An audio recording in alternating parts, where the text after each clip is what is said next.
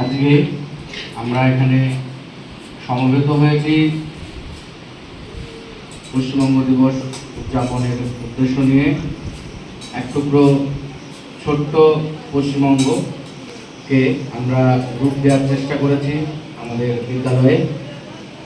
বক্তব্য শুরুর আগেই বিদ্যালয়ের প্রধান শিক্ষক মাননীয় প্রসেনজিৎ সরকার মহাশয়কে আমার সশ্রদ্ধ প্রণাম ও কৃতজ্ঞতা।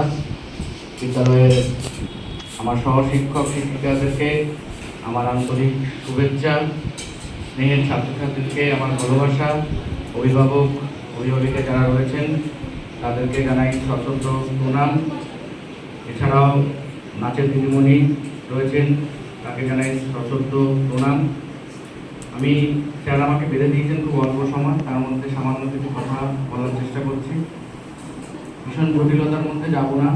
এই রাজ্যের উৎপত্তি বা সেই সব ঐতিহাসিক প্রেক্ষাপট নিয়ে বিস্তর আলোচনার মধ্যে না গিয়েই যেটুকুনি বলার চেষ্টা করছি। 1947 সালের আজকের দিনে 20শে জুন এক ভোটাভুটির মাধ্যমে পশ্চিমবঙ্গ রাজ্যের আত্মপ্রকাশ ঘটে।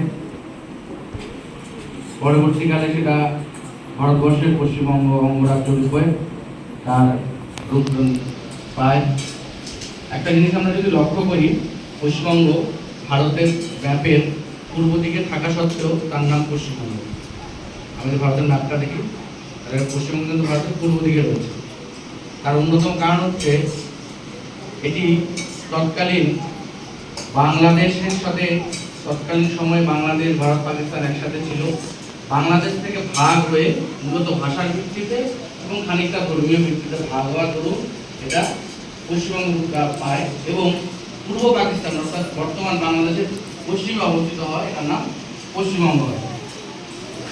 ডক্টর শ্যামাপ্রসাদ মুখোপাধ্যায় এই পশ্চিমবঙ্গ রাজ্যর তৈরিতে একটা অগ্রণী ভূমিকা গ্রহণ করেছিলেন। মূলত তার বিষয় গুরুত্বের উপর নির্ভর করে বা তার অবদানের উপর ভিত্তি করে আজকে আমরা পশ্চিমবঙ্গ রাজ্যে বা এই রাজ্যের রূপটা পেয়েছি।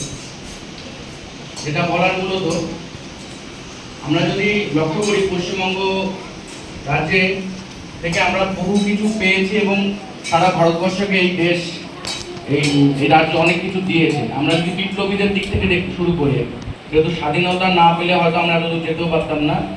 সিংহভাগ বিপ্লবীর জন্ম আমাদের পশ্চিমবঙ্গ তথা বৃহত্তর বাংলায়।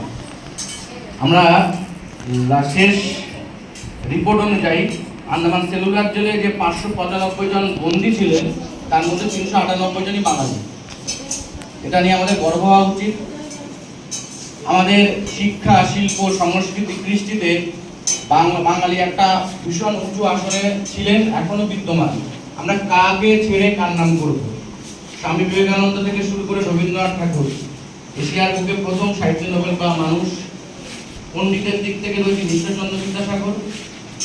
আমরা যদি বিজ্ঞানীদের দিকে যাই, আমরা দেখতে পাবো আচার্য প্রফুল্লচন্দ্র, সত্যেন বসু, মেঘনাথ সাহা। আমরা যদি ভারতবর্ষের বিভিন্ন সঙ্গীতের কলা কুশলীর দিকে যাই, সেখানেও একটা সময় একচ্ছত্র অধিপতি ছিল বাঙালি জাতি। এই বাঙালিয়ানা আমরা খানিকটা হয়তো ধীরে ধীরে ম্রিয়মান হয়ে যাচ্ছে আমাদের মধ্য থেকে।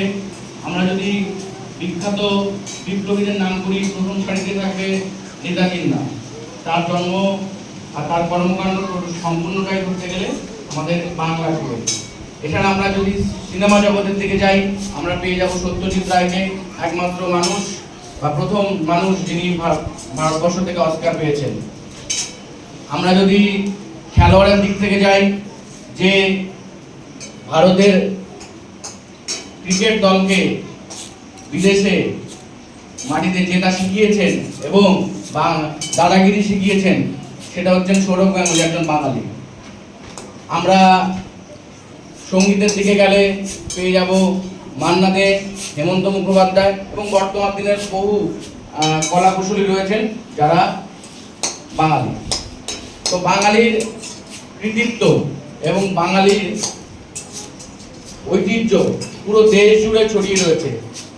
আমি নাম শুরু করতে গেলে আরো বহু নাম আছে, শেষ করা যাবে না। যেখানে যেখানে বাঙালির কৃতিত্ব রয়েছে। কিন্তু একটু আগে যেটাই বললাম, যেটা আমাদের পরিতাপের বিষয়, দুঃখের বিষয়, আমরা ধীরে ধীরে সেই জায়গা থেকে বেরিয়ে আসছি। আমরা এই কৃষি নির্ভর যে আমাদের রাজ্য, সেটা কৃষির সাথে সাথে শিল্পের হাত ধরে আরো এগিয়ে যাবে। আমাদের এখানে আরো অনেক উন্নত পরিষেবা, উন্নত ভাবনার মানুষ রয়েছেন, তারা আমাদেরকে সঠিক দিশা দেখাবেন। আমাদের এখানে রয়েছে সর্বধর্ম সমন্বয়ের কথা। আমাদের এখানেই জন্মগ্রহণ করেছেন বহু সময় আগে শ্রী চৈতন্যদেব, এবং আমাদের একদম পাশেই নবদ্বীপে, যাকে প্রাচ্যের অক্সফোর্ড বলা হবে। এতটাই উন্নত ছিল এখানকার শিক্ষা ব্যবস্থা, যাকে প্রাচ্যের অক্সফোর্ড বলা হবে। আবার স্বাধীনতার বহু আগে ইংরেজদের সাথে প্রথম লড়াই করতে শিখিয়েছে সিরাজউদ্দৌলা, যে আমাদের ভারতবর্ষের মধ্যে আমাদের বাংলাতেই যার জন্ম। যদিও তখন হয়তো বাংলা নাম আলাদা করে সেটা স্থান পায়নি। তো আমি বেশি বক্তব্যের মধ্যে যাব না, হয়তো অনেক কিছু ধরা ছোঁয়া গেল না, অনেক কিছু থেকে বাদ গেলাম, আরো অনেক মনীষীদের নাম আমরা বললাম না। কারণ বলতে গেলে বাঙালি এত মনীষী সেই সময় জন্মগ্রহণ করেছেন, বা এত মনীষী আমাদের মধ্যে রয়েছেন, তো আজকে সারা দিনটাও কম পড়ে যাবে তাদের নিয়ে চর্চা করতে গেলে। আমি খানিকটা পূর্ববর্তী গেলাম, এবং আমার বক্তব্য অনেক কিছু ছয়নি, আবার অনেকে হয়তো খানিকটা নিতেও পারেনি। সবাই স্নেহের ছাত্রছাত্রী, তাই নিজ গুণে সবাই আমার ধৃষ্টতা মার্জনা করবেন, আমাকে ক্ষমা করে দেবেন। এবং আমার স্নেহের যারা ছাত্রছাত্রী আছে, যদি আমার বক্তব্যের খানিকটা অংশ তোমাদের মধ্যে ছুঁয়ে যায়, তাহলেই আমার হবে। সবাইকে আবার ধন্যবাদ জানিয়ে আজকের দিনটা সার্থকতা কামনা করে আমি আমার বক্তব্য শেষ করব।